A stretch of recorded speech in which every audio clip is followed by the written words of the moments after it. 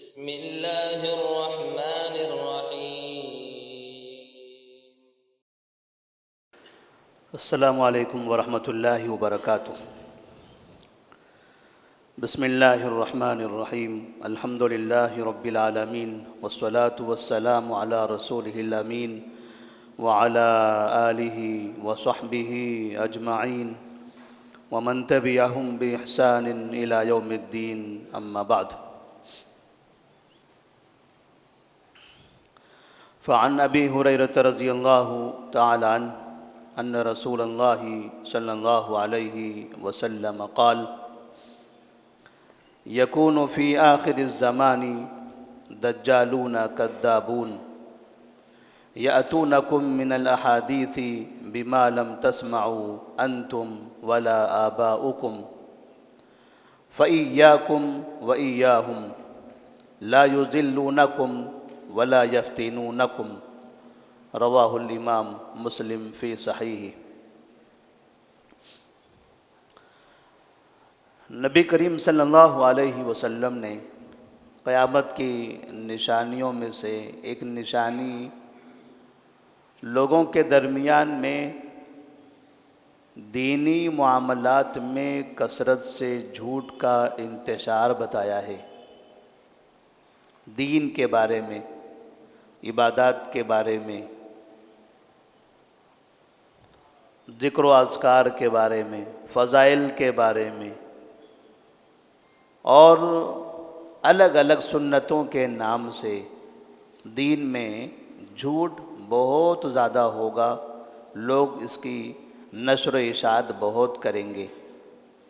نبی کریم صلی اللہ علیہ وسلم فرماتے ہیں آخر زمانے میں دجالون کذابون، کچھ دجال اور کچھ کذاب آئیں گے، یعنی انتہائی جھوٹے لوگ پیدا ہوں گے. یأتونکم من الاحادیث بما لم تسمعوا انتم ولا آباؤکم. وہ تمہارے سامنے ایسی ایسی حدیثیں، ایسی ایسی باتیں پیش کریں گے جو نہ تم نے کبھی سنا ہوگا نہ تمہارے باپ داداؤں نے. ایسے ایسی حدیثیں لائیں گے، ایسے ایسے واقعات لائیں گے، ایسے ایسے قصے لائیں گے، ایسی ایسی باتیں پیش کریں گے بما لم تسمعوا انتم ولا آباؤکم. نہ تم نے کبھی زندگی میں سنا ہوگا اور نہ تمہارے باپ داداؤں نے سنا ہوگا. فإیاکم وإیاہم. نبی فرماتے ہیں فإیاکم وإیاہم، تم ان سے بچو اور ان کو اپنے سے دور رکھو. ایسا دین کے بارے میں جھوٹ بولنے والے جو لوگ ہیں ان سے تم دور رہو اور انہیں اپنے سے دور رکھو، کیونکہ ان سے آپ کو دین تو نہیں ملے گا، اور جو دین کے نام سے ان سے کچھ حاصل ہوگا تو وہ سب جھوٹ، جس میں عام گناہوں سے زیادہ گناہ ہوگا، کیونکہ آپ جھوٹ پر دین سمجھ کر عمل کرو گے تو یہ بڑا جرم ہوگا. لا یضلونکم ولا یفتنونکم. وہ تمہیں گمراہ نہ کریں، تمہیں فتنے میں نہ ڈالیں، اس لیے تم ان سے دور رہو اور انہیں اپنے آپ سے دور رکھو. نبی کریم صلی اللہ علیہ وسلم نے یہ بات 1400 سال پہلے ارشاد فرمائی تھی. اگر موجودہ دور میں نبی صلی اللہ علیہ وسلم کی طرف منسوب احادیث یا دین کے معاملے میں من گھڑت واقعات پر غور کریں تو ہمیں اندازہ ہوگا کہ یہ ان کی کثرت اتنی زیادہ ہے اور یہ واقعات بیان کرنے والے، اسے پھیلانے والوں کی تعداد بھی اتنی زیادہ ہے کہ آدمی جھوٹ بولتے بولتے اسے سچ ماننے لگتا ہے اور بولنے والے اتنا بولتے ہیں کہ لوگوں کو لگتا ہے کہ یہ صحیح ہے۔ جیسے کچھ واقعات میں نے یہاں پر جمع کیے، بعض ان کتابوں سے جو خاص طور پر ہمارے ہندوستان میں بہت زیادہ پڑھی جاتی ہیں، مسلمانوں کے درمیان ان کتابوں کا رواج اردو میں، ہندی میں، مراٹھی میں، تیلگو میں، کنڑ میں، تقریباً زبانوں میں ان کتابوں کے ترجمے ہو چکے ہیں، اور گھر گھر مسلمانوں کے پاس وہ کتاب پہنچائی جاتی ہیں۔ اس کتاب سے میں نے چند واقعات یہاں نقل کیے ہیں۔ ان میں سے ایک واقعہ ہے امام ابو حنیفہ رحمہ اللہ کا۔ کہتے ہیں کہ امام ابو حنیفہ رحمہ اللہ جب وضو کرتے تھے تو ہم نے نبی صلی اللہ علیہ وسلم کی حدیث میں پڑھا ہے کہ جب بندہ وضو کرتا ہے تو وضو کے پانی کے قطروں کے ساتھ ساتھ اس کے ان اعضاء سے گناہ جھڑتے ہیں۔ نبی صلی اللہ علیہ وسلم کی یہ مشہور حدیث ہے اور حدیث کی کئی کتابوں میں موجود ہے۔ لیکن کیا یہ گناہ ہمیں دکھائی دیتے ہیں؟ نہیں دکھائی دیتے۔ کیا ان گناہوں کو ہم محسوس کر سکتے ہیں؟ نہیں کر سکتے۔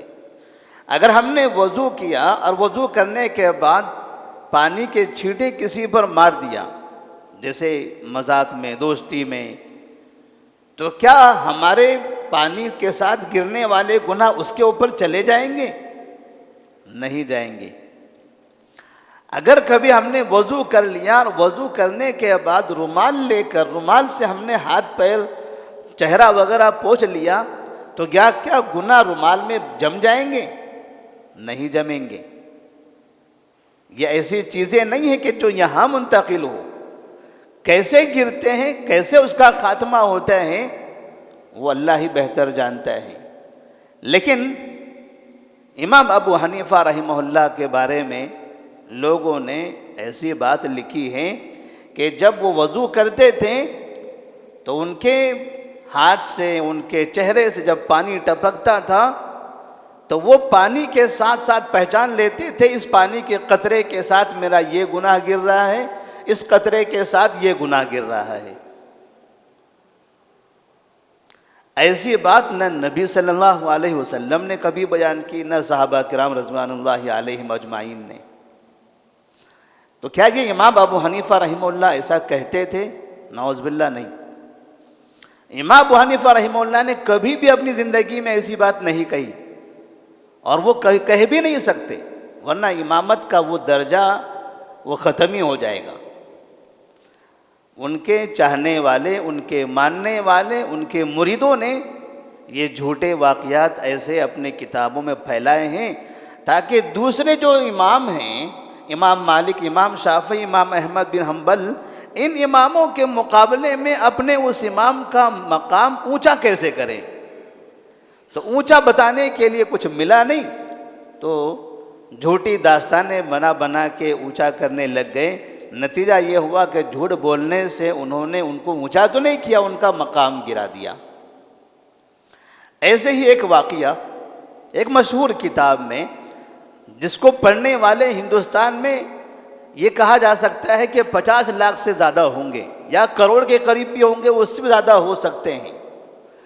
اس ایسی کتاب کے اندر کہتے ہیں ایک بزرگ تھے، انہوں نے اپنے والد کا واقعہ بیان کیا ہے کہ میرے والد کا انتقال ہوا، تو انتقال کے بعد ان کو تختے پر لٹایا گیا تاکہ ان کو غسل دیا جائے۔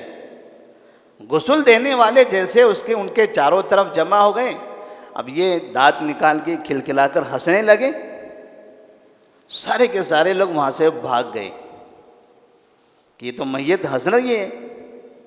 تو بعد میں بیٹے آئے اور بیٹے نے کہا ابا جی خاموش رہو، لوگ ڈر رہے ہیں۔ تب باپ نے دانت بند کر دیا اور پھر لوگوں نے اس میت کو نہلایا اور پھر دفنا دیا۔ کون سا ایسا بزرگ ہو سکتا ہے؟ کیا ایسے بزرگ بھی ہوتے ہیں؟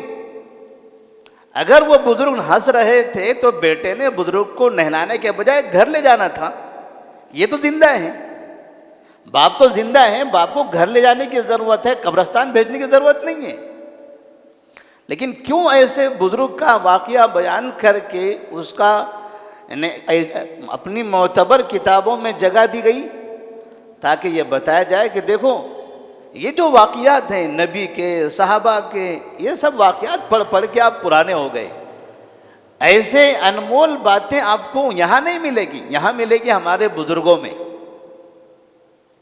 ایسے اس کتاب میں ایک بزرگ کا واقعہ ہے، میاں اسماعیل لاہوری نام ہے اس کتاب میں۔ کہتے ہیں کہ وہ بزرگ صاحب ایسے تھے، ایک دن وہ نماز پڑھ رہے تھے، صبح کی فجر کی نماز، اور جیسے انہوں نے السلام علیکم دائیں طرف سلام پھیرا تو دائیں طرف جتنے مصلیان پر نظر پڑی سب کے سب حافظ قرآن ہو گئے، بائیں طرف سلام پھیرا، ادھر جتنے لوگوں پر نظر پڑی یہ سب کے سب ناظرہ قرآن پڑھنے لگ گئے۔ نبی نے فرمایا تھا یأتونکم من الحدیث بما لم تسمعوا انتم ولا آباؤکم، ایسے ایسے واقعات یہ لائیں گے، یہ کذاب، یہ دجال لوگ، جو ایسے باتیں نہ کبھی تم نے سنی ہوگی نہ تمہارے باپ دادا نے سنی ہوگی۔ کسی بھی مذہب کے آدمی کو، ایک انسان کو اگر یہ واقعہ آپ بتا دیں، اسلام تو بات کی بات ہے، گہرے اسلام، کافروں میں سے بھی کوئی اس چیز کو قبول نہیں کرے گا، لیکن جھوٹ بولنے والوں نے اپنی کتابوں میں ایسے ایسے واقعات نقل کیے ہیں۔ اسی طرح سے اپنے ایک امام کے بارے میں کہتے ہیں کہ ان کے ایک امام تھے، انہوں نے پوری رات 2 رکعت نماز پڑھی، پوری رات، آدھی رات میں آدھا قرآن ختم کیا، ایک پیر پہ کھڑے ہو کے، ایک پیر پہ کھڑے ہو کر آدھا قرآن ختم کیا، 1 رکعت مکمل کی، اور دوسری رکعت پڑھنا تھا، دوسرے پیر پہ کھڑے ہو گئے، ایک ٹانگ اٹھا لی، پھر قرآن پورا کر لیا اور 2 رکعت مکمل کیا۔ کہنے کے لیے کہتے ہیں دیکھو کیسے اللہ والے ہیں، کیسے بزرگ ہیں۔ کیا یہ اللہ والے ہوتے ہیں؟ بزرگوں کو، پیروں کو، مریدوں کو اتنا بڑا چڑھا کر پیش کرنا کہ ان کا مقام صحابہ اور نبی سے بہت اونچا ہے، ایسا کام تو نبی بھی نہیں کر سکے جو ہمارے بزرگ نے کر دیا ہے۔ اس طرح کے ایسے کئی واقعات ہیں، کئی داستانیں ہیں، جیسے ہم نے میلاد کے بارے میں سنا ہے۔ ایک پڑوسی ملک میں ایک بڑے عالم ہوا کرتے تھے، آج کل وہ برطانیہ میں آباد ہو گئے ہیں۔ انہوں نے میلاد کی دلیل دیتے ہوئے کہا تھا کہ سب سے پہلے میلاد نبی کے پیدا ہونے پر اللہ نے منایا۔ کیسے منایا؟ کہتے ہیں اللہ تعالیٰ نے آسمان پر ساری جگہ جھنڈے لگا دیے۔ کون پوچھے کہاں ہے یہ کتاب میں، کون سی حدیث میں ہے، کون سے پارے میں ہے؟ آپ کو کیسے پتا چلا؟ ظاہر سی بات ہے آسمان کی خبر ہے، یہ آسمان کی خبر آپ کو کون بتائے گا؟ نبی۔ اور نبی نے کہاں بتایا ہے؟ یا تو قرآن مجید میں وہ باتیں موجود ہو، یا تو احادیث رسول میں ہے۔ نہ اس کا تعلق قرآن سے ہے نہ حدیثوں سے ہے، اور یہ بولنے والے بڑے عالم ہیں، انہوں نے باقاعدہ کئی جلدوں میں کتابیں لکھی ہیں، ان کو ماننے والے دنیا میں کروڑوں کی تعداد میں ہیں۔ یأتونکم من الحدیث بما لم تسمعوا انتم ولا آباؤکم، یہ لوگ ایسے ایسے واقعات لائیں گے جو نہ کبھی تم نے سنا ہوگا نہ تمہارے باپ دادا نے سنا ہوگا۔ ان کے بارے میں کیا کہا نبی نے؟ دجالون کذابون، یہ دجال اور کذاب لوگ ہوں گے، جھوٹ بول کر دین کی تعلیم دی جائے گی۔ کیا دین اسلام اتنا کمزور ہو گیا ہے کہ اسے بڑھانے کے لیے، اس کی نشر و اشاعت کے لیے یہ پیروں، مریدوں، فقیروں، یہ مردوں کے واقعات بیان کر کر کے لوگوں کو مسجد میں لایا جائے گا؟ مسلمانوں کو جوڑنے کے لیے جھوٹ بولنا ضروری ہے؟ کیا قرآن و حدیث کافی نہیں ہے مسلمانوں کو تعلیم دینے کے لیے؟ لیکن لوگ یہ سمجھتے ہیں کہ نہ قرآن سے مسلمان مسجد میں آتا ہے نہ حدیث سے۔ بزرگوں کے قصے کہانیاں سناؤ، ایسے کہانیاں جو چائنا والے بھی نہ بنا سکے، ایسے واقعات بنا دو، چائنا بھی فیل ہو جائے اس میں، وہ خود پریشان ہے آج۔ یہ بزرگوں کے واقعات بنتے کون سی کمپنی میں؟ میرے پاس تو کوئی کمپنی آج تک نہیں بنی، اتنا جھوٹ بولا جائے گا۔ اللہ سے دعا کریں کہ اللہ تبارک و تعالیٰ تمام مسلمانوں کو صحیح دین پر عمل کرنے کی توفیق عطا فرمائے۔ اسلام کے نام پر، قرآن کے نام پر، حدیث کے نام پر، دین کے نام پر، لوگوں کو دین کی طرف بلانے کے نام پر، دعوت و تبلیغ کے نام پر جھوٹ بولنے سے تمام مسلمانوں کو محفوظ رکھے۔ والسلام علیکم ورحمۃ اللہ وبرکاتہ۔